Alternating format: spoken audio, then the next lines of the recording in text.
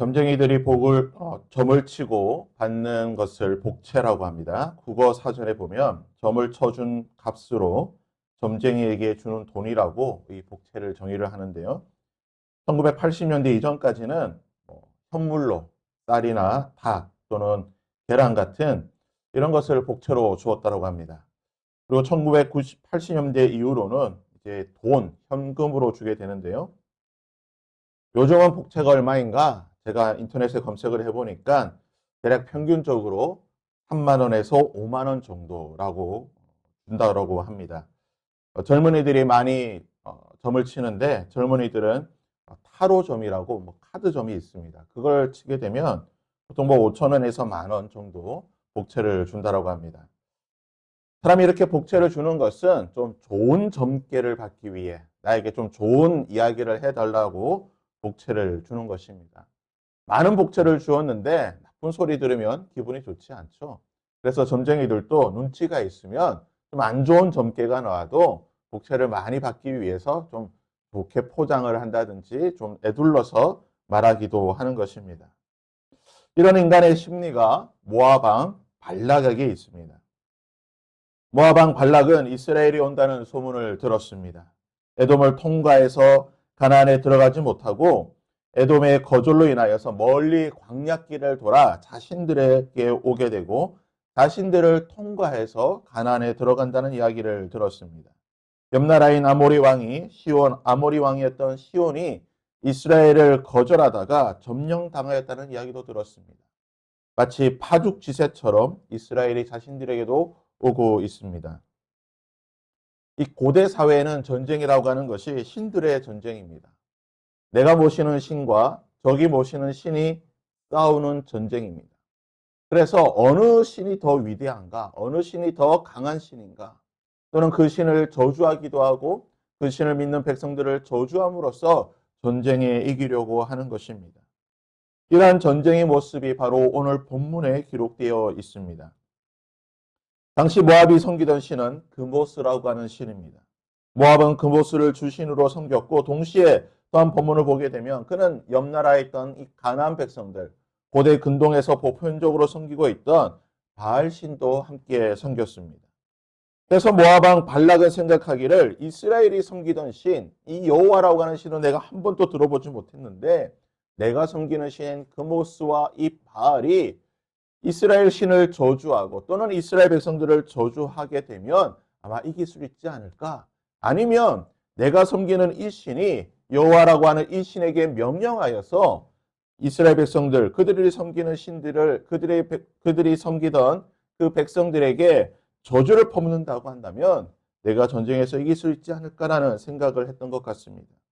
그래서 그는 여호와의 이름으로 이스라엘을 저주하기 위해 여호와라고 하는 신을 섬기고 있던 한 사람, 이 발람이라고 하는 사람을 부르게 됩니다.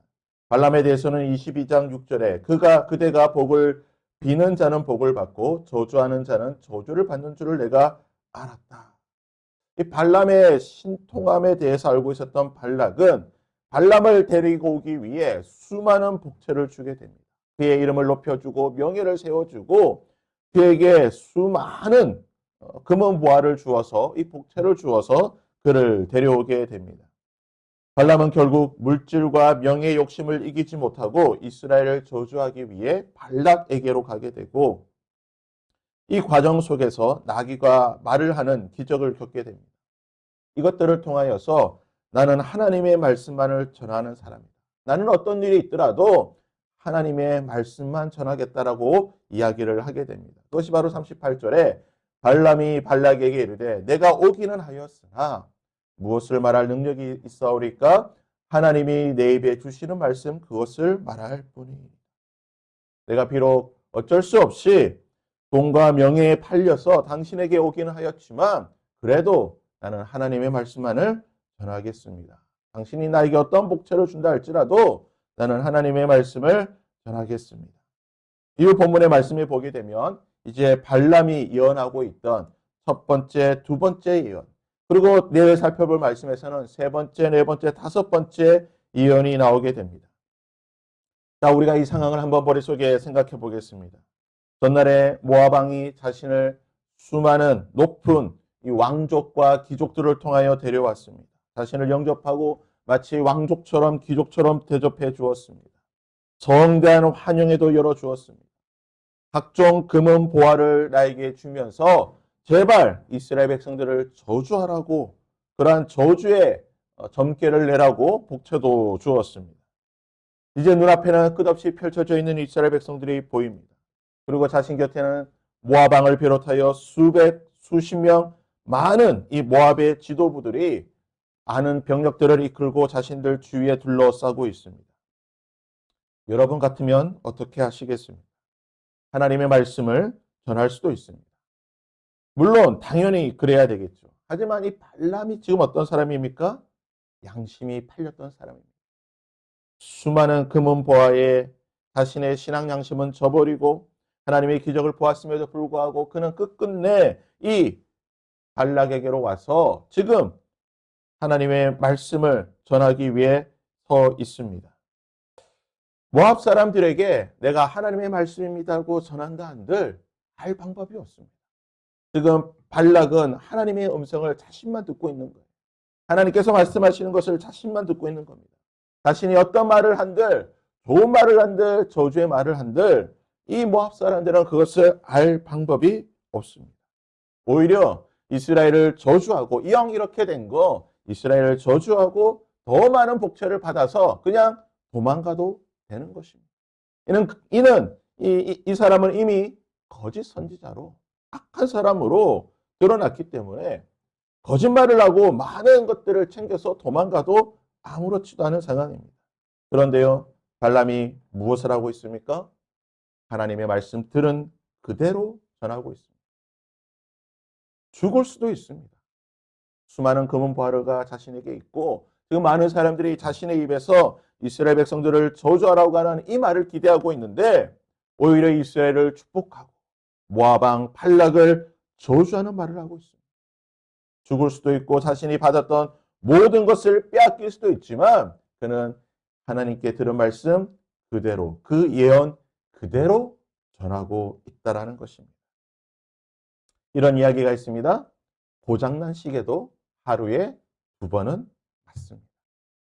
아무리 고장난 시계라 할지라도 멈춘 시계라 할지라도 하루에 2번은 정확한 시간을 말해 준다는 것입니다. 발람은 첫 번째 하나님의 말씀을 전하고 난 뒤에 아마 자신을 둘러싸고 있는 모압 왕 발락과 많은 고관 대작들의 얼굴을 보았을 것입니다. 아마 분위기가 안 좋았겠죠. 다시 두 번째 예언의 말씀을 전합니다. 다시 한번 하나님의 말씀 그대로 이스라엘을 축복하고 발락을 저주하는 말을 하였습니다. 모압 왕이 분노하고 있습니다. 이제는 이스라엘 백성들을 축복하지도 말고 저주하지 말고 그냥 가만히 있으라. 그럼에도 불구하고 그는 계속해서 정확한 자신이 들은 하나님의 말씀을 선포하고 있다라는 것입니다. 사랑하는 여러분, 불의하고 탐욕스러웠던 이 거짓 선지자 발람도 때로는 정직한 하나님의 말씀을 전하였다는 것입니다. 하나님의 말씀을 정확하게 정직하게 순종하며 말씀을 전하였습니다. 고장난 시계였지만 2번은 맞았다는 것입니다. 저와 여러분은 어떻습니까? 우리는 참된 양심과 정확한 진리 하나님의 말씀을 가진 자들입니다.